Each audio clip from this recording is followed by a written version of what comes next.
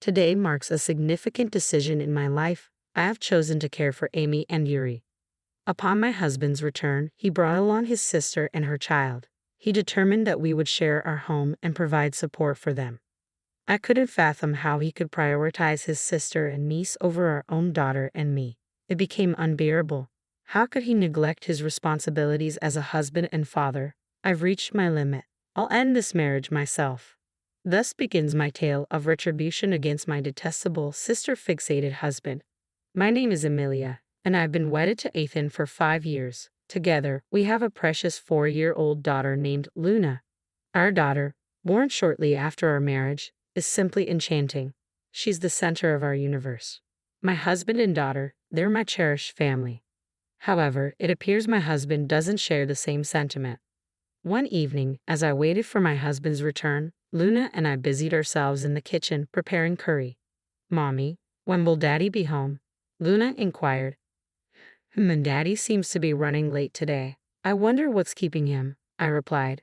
It was unusual for my husband, who typically arrived straight home from work, to be absent even past 7:30 p.m. Still no response to my calls or messages. "Mommy, I'm hungry," Luna reminded me. "All right, sweetheart, let's go ahead and eat without Daddy tonight," I replied, trying to mask my disappointment. After finishing dinner with Luna and tidying up, my husband finally walked through the door. "Welcome back." "Wait, what?" I exclaimed in confusion.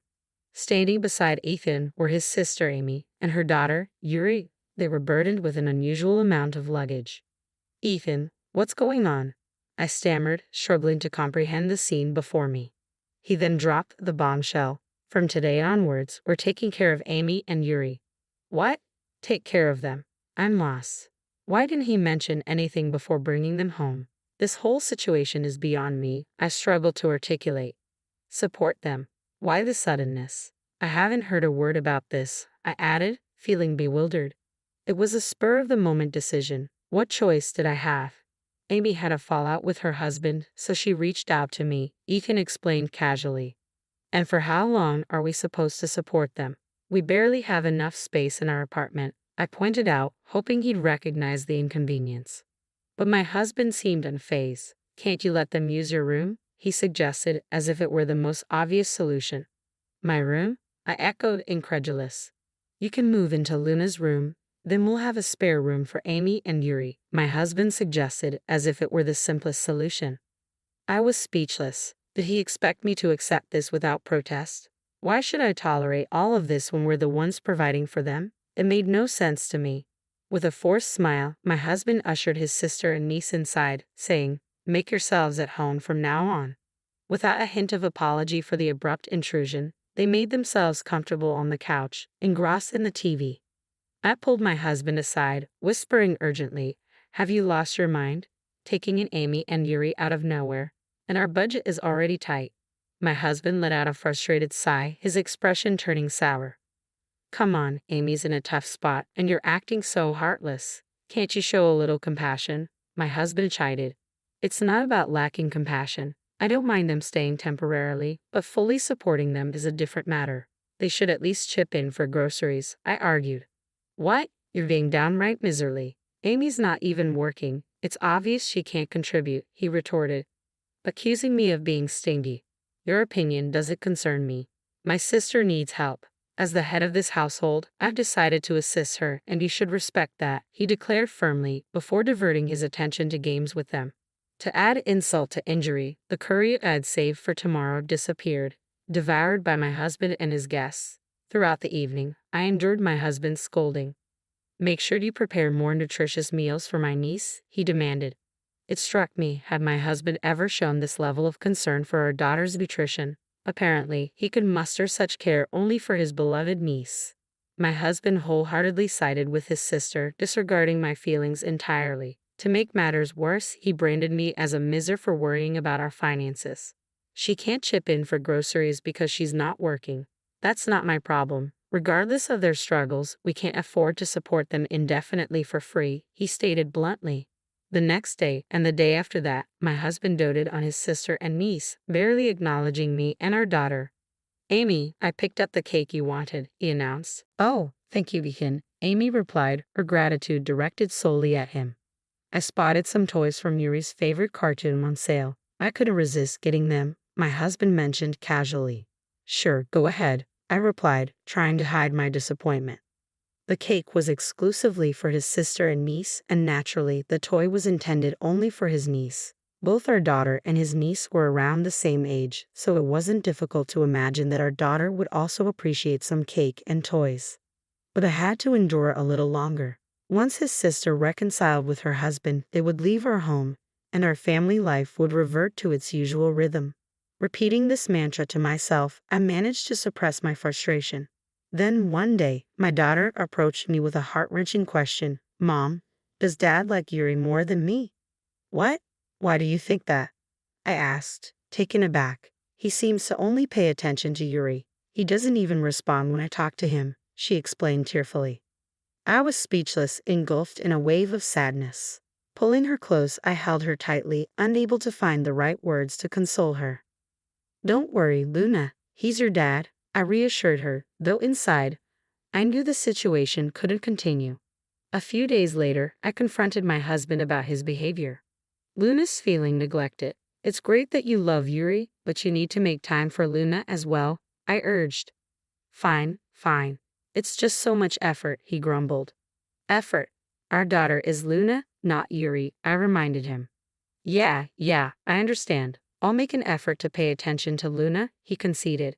Despite my efforts to communicate my daughter's feelings, nothing changed. I watched as my daughter gazed at my husband, who was joyfully engaged with our niece, her eyes filled with sorrow. It seemed futile to expect my sister-in-law to step in and care for our daughter in my husband's absence.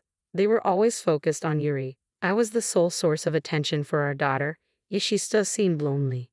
A month went by, and our family was crumbling under the strain. Financially, we were barely scraping by. Moreover, no matter how much I tidied, our apartment remained in disarray because my sister-in-law and niece never lifted a finger to help. Meanwhile, my husband continued to lavish attention on his sister and niece, neglecting both our daughter and me. I couldn't endure this any longer. I've had enough. This has gone too far. Can we please have a serious discussion about our future? I confronted my husband, my frustration boiling over. What's gotten into you all of a sudden? I've been saying the same thing repeatedly, haven't I? Life is becoming increasingly difficult, and what's your plan regarding Amy and her predicament? You're not suggesting we live like this indefinitely, are you? He retorted. What choice do we have? She's in the midst of a marital dispute, I explained. Then shouldn't she consider divorce or try to resolve things with her husband? It's been a month already. Luna and I are reaching our breaking point. Please take our feelings into consideration, I pleaded. I knew broaching this subject would upset Ethan, but I had to advocate for Luna and the future of our family. Luna adores you, you know, but when she sees her dad showering affection only on his niece, it's bound to hurt her. I prioritize Luna's feelings over my own, I expressed to my husband. Ethan's a father as well. He should understand how much Luna is hurting and adjust his behavior, I added, hoping for some empathy. But his response left me speechless. Amy is family, right? She's your family too. How can you say such cold things? You're heartless, he accused me. Heartless? Me? I was taken aback by his accusation. It's not that I dislike Amy and Yuri. I just want our situation to change. But Ethan made it seem like I was the villain in all of this. I always knew you were cold-hearted, Ethan accused. Amy's struggling, and Yuri misses her dad. I have to give them attention. You're there for Luna, so why can't you handle it? Whoa, hold on, I protested. I'm covering all the household expenses. Why should Luna and I suffer? My salary contributes to our family budget, you know. But Amy is my sister. That makes her your family too, yet you're always so distant, Ethan argued, laying the blame squarely on me. His cold gaze made it clear that his sister and niece took precedence over our daughter. Then he dropped a bombshell that left me stunned. Amy wants to stay here, so we'll be taking care of them from now on. We're responsible for everything: food, clothing, and shelter. In that moment, all my hopes shattered. I realized I was foolish to believe that talking would lead to understanding. Our old life was gone, irretrievably lost. I met Ethan's gaze squarely and uttered, "Fine, then let's get a divorce." My husband's expression morphed into one of disbelief. He seemed utterly perplexed by my declaration. After a tense silence, he stared at me incredulously. Divorce? What on earth are you suddenly talking about? You're joking, right? Do you honestly believe I'd joke about something like this? If you're going to dismiss mine and Luna's feelings, then I won't prioritize yours either. I'm going to make the best decision for Luna and ensure our happiness, I affirmed, resolute in my stance. He probably never anticipated me raising the topic of divorce.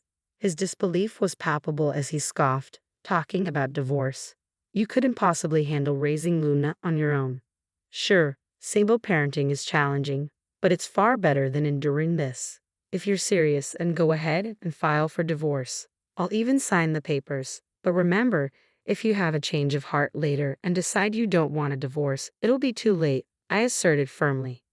Do you really think I'd back down? I produced the papers I'd prepared earlier and handed them, along with a pen, to him. He froze upon seeing the divorce papers before him, making no move to fill them out. What's the matter? Aren't you going to fill out the papers? I pressed, urging him to take action. Oh no, he muttered, visibly shaken as I placed the pen in his hand. Come on, fill it out. You said you would, didn't you? No, I was just joking, he protested weakly. What a joke. You dared me to divorce you, claiming it'd be too late to change your mind later, and now you're too scared to follow through. Pathetic, I spat out in frustration. Shut up. I'll fill it out, okay? He snapped, scribbling his signature on the paper and thrusting it at me. There, I signed it, happy now. Get out, you're annoying, he ordered, his irritation evident. I remained composed as I countered, no, you're the one who's leaving. What? Huh?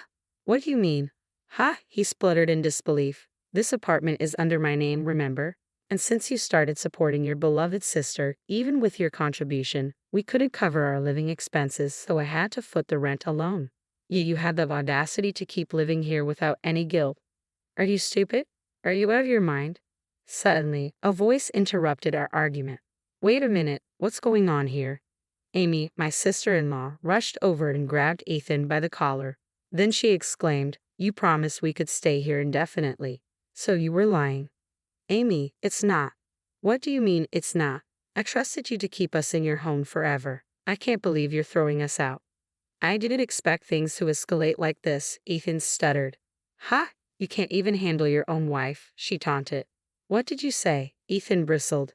I had reached my breaking point with their argument. I gathered my sister-in-law and her children's belongings and tossed them out onto the doorstep. Hey, wait, what are you doing? Amy approached me, clearly agitated. But now that I had decided to divorce Ethan, I felt no obligation to protect her. I'm just removing someone else's belongings. Actually, you're trespassing. Could you please leave as soon as possible? I replied calmly, causing Amy to shrink back.